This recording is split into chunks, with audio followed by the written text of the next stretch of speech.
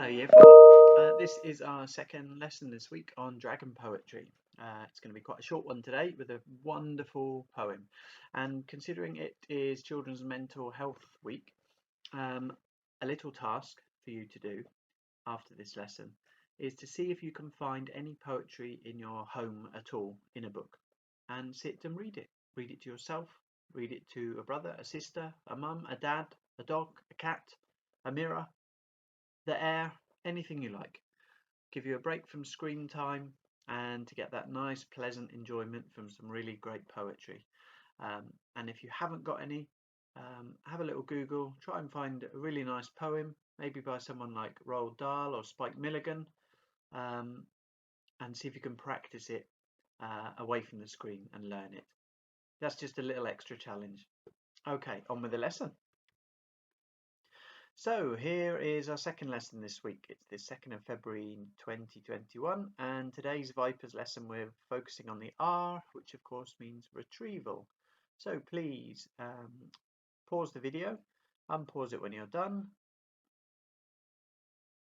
Excellent, well done. Please ignore the smart notebook stamp on our sides at the moment. We've got a little bit of a licensing issue at school, but that's getting sorted out. Okay, here we go. So we're just going to show you a really wonderful poem, and it's called Troglodytic Owner Occupier. And a troglodyte is someone from the Stone Age who lives in a cave. So here we go.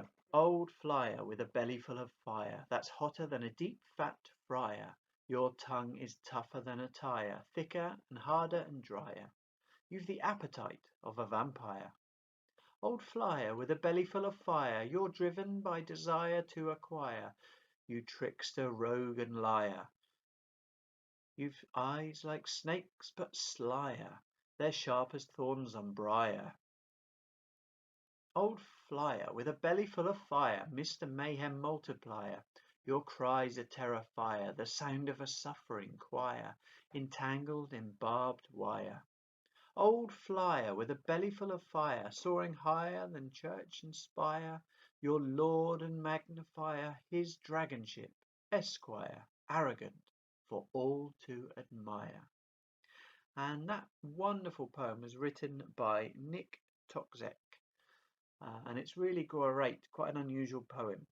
Now on the next page are our questions, and you will probably need to pause and go back and forth on the video to look at the poem and look at the questions. So these are the questions. I'll quickly read them for you. Number 1, how does the narrator of the poem feel about dragons? And you could actually change narrator for author because I narrated that for you. So whether it's the narrator or the author, how do they feel about dragons and how can you tell? Number 2, can you identify any similes in the poem? Write them in your book. Number 3, what do all the words at the end of each line in the whole poem rhyme with? Number 4, what is the dragon's tongue compared to?